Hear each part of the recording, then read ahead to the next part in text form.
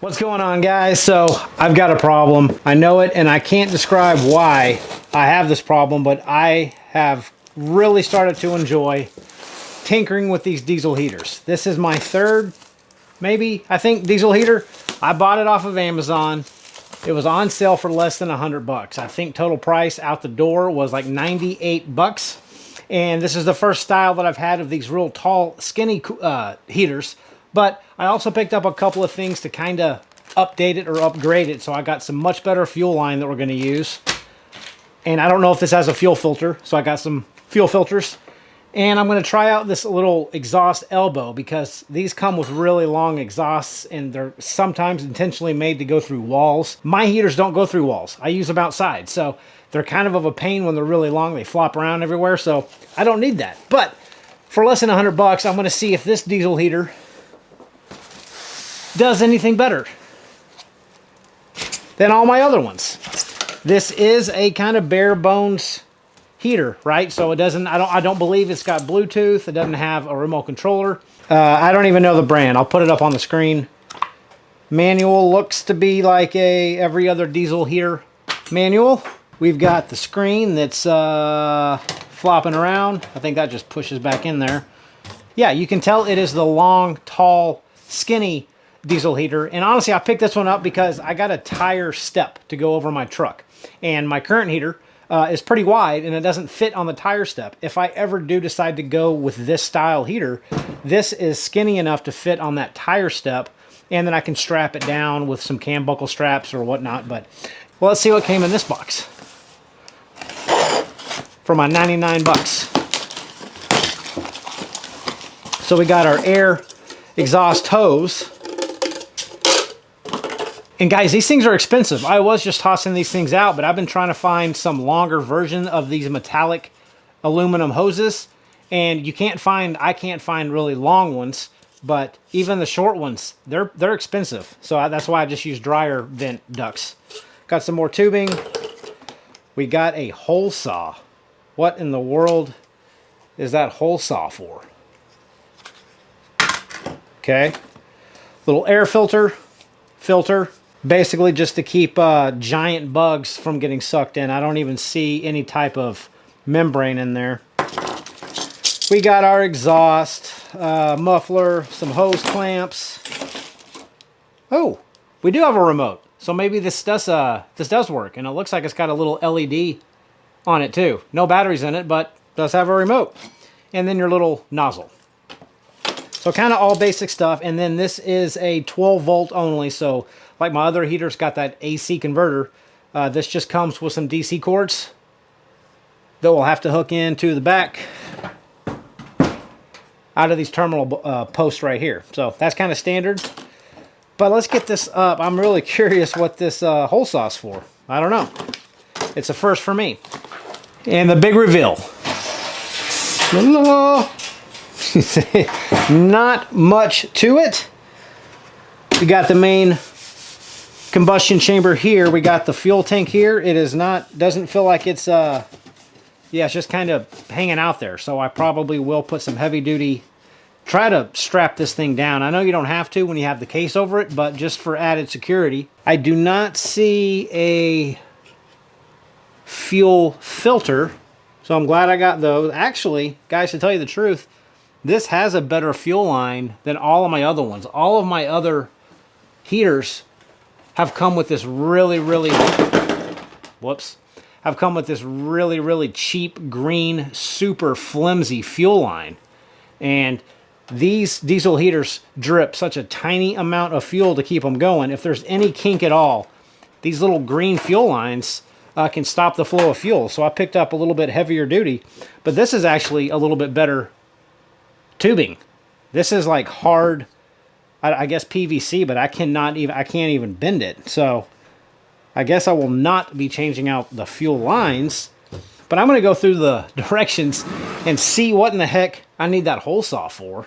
Well, the only thing I can come up with that this hole saw is for is to possibly drill a hole through a wall to run your exhaust pipe, because I don't need to drill any holes on this. So I don't know, it's kind of funny that they give this to you, but, you know, I guess it's good in the event that you do need it. So let's go ahead and hook up our exhaust and our air intake hose just for right now. So the only problem with these that I see right off the bat is that the piping does go down and then out the side. So that does mean that you have to somehow elevate this up a little bit. So I'll probably use a couple of 2x4s underneath these legs, but these legs do have little mounting holes.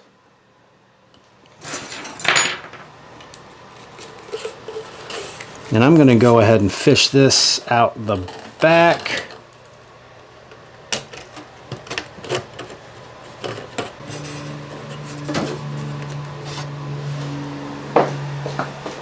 I'm going to see if I can get a screwdriver down through this hole in the side, tighten down this hose clamp.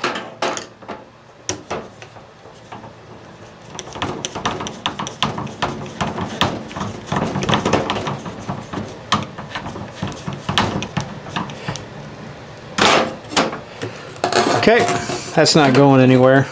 Now for the other end of this air intake hose. Again, it comes with this little, I guess you can call it a filter. There is nothing inside here though, but I guess it'll protect literally from like large bugs being sucked in. So we're gonna get another hose clamp. And I'm not sure why, but I enjoy putting these things together. There's not a lot to it, but I tell you, after I used mine when it was so cold, I was amazed with how much heat these things can actually put out.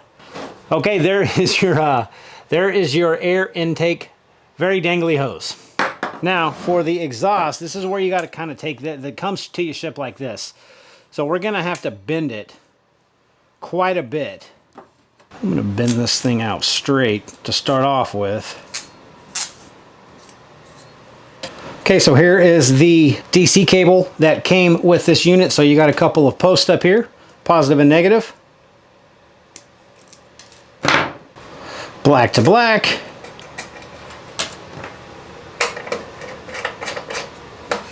Red to red. And you can buy DC cable that's already in one jacket that's got a positive and a negative. So you're really only kind of dealing with one wire instead of two, which is kind of annoying. Or you can just get some electrical tape, wrap this thing up so it's not, you know, flapping around everywhere. But now for the end.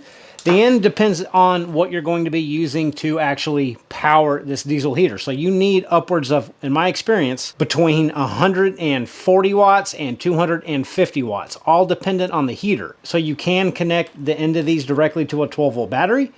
I've seen some people actually wire in a cigarette-style plug to these to plug into their power station. However, in my experience, power stations really have a hard time running these. So I'm going to wire these up. I'm going to get some ring terminals and wire this up directly to a 12-volt battery, because I know that that method works and will actually start this heater. Now it's just as simple as connecting a 12-volt battery. It can be a lead acid battery, an AGM battery. This is a LiPo 4 battery, little 50 amp hour, but it's going to be more than enough to get this heater started.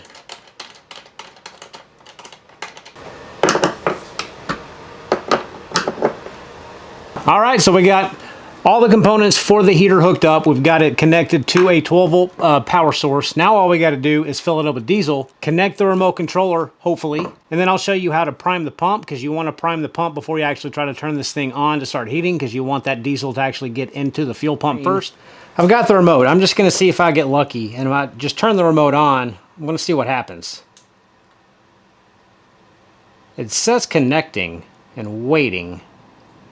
So the instructions say simultaneously press and hold the setting up button to enter the remote control pairing interface. So setting up and up. Okay, it does say PE. Long press the on-off button on the remote control to initiate pairing. So long press. Let's try this again.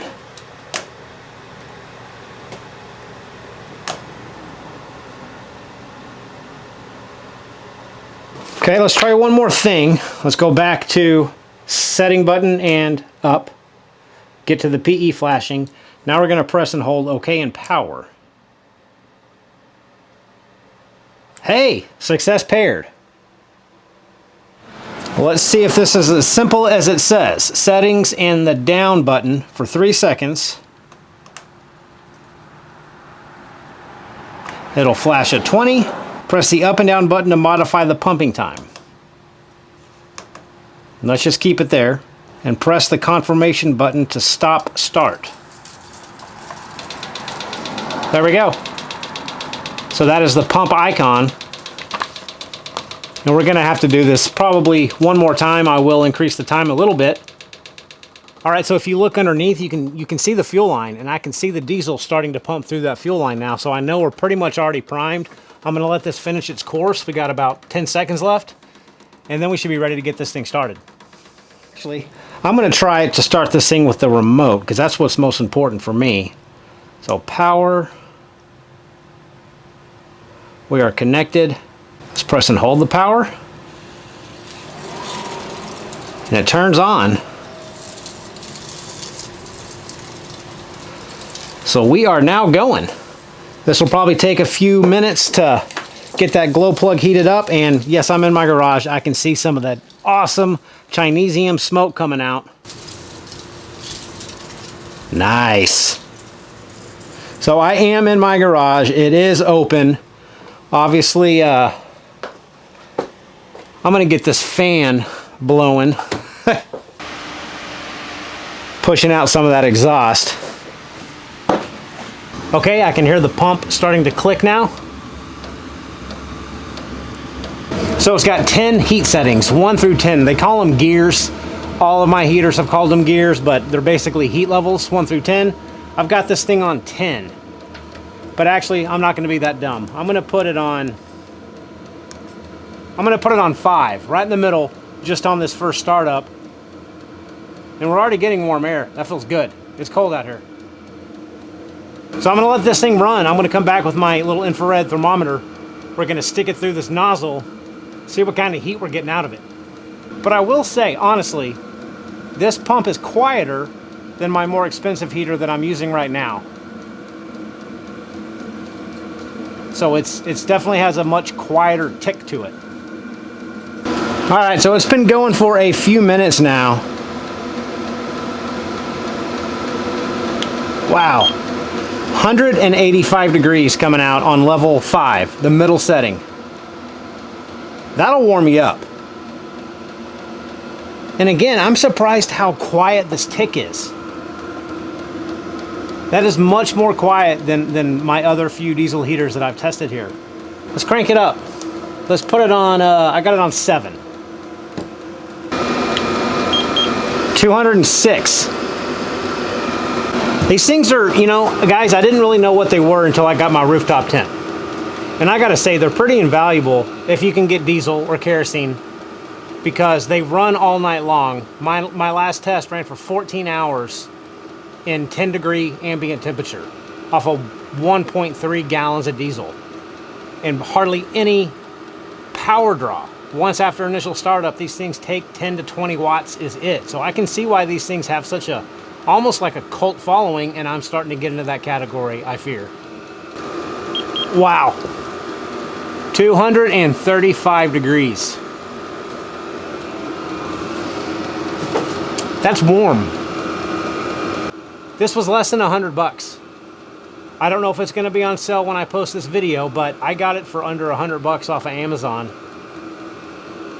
And that is cranking out some heat. So super simple, easy setup. Really not much to it if you can put a couple of hose clamps on it. I did not install the fuel filter because the ones that I bought were too big for the fuel line that came with this heater. So I'll probably come back later at a later date and install that filter. But I did not have to replace the fuel line. It actually came with much better fuel lines. So that's good. And it just works. It's putting out heat. So of course I'll leave the link to this particular heater. They're kind of all the same, let's be honest with each other. But get some on sale, you don't get some on sale. And if this one's on sale, give it a shot. I'll leave the link in the description. But I'm gonna let this thing run, kind of burn off all of that manufacturing goop that's in here.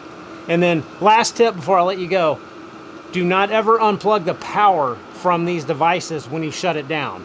When you go to power these things down, you turn it off, it'll say off. Do not disconnect it from the power source though, because this heater needs to run for about another 5 or 10 minutes to burn off all that soot, because if you disconnect it from the power, these things turn into an absolute mess. So just a little tip, always keep it plugged in until you're absolutely sure that that fan is done. So anyway, guys, I don't know what my problem is. I don't know why I find these things so amusing, but I think they're fun to tinker with. So we'll see you next time.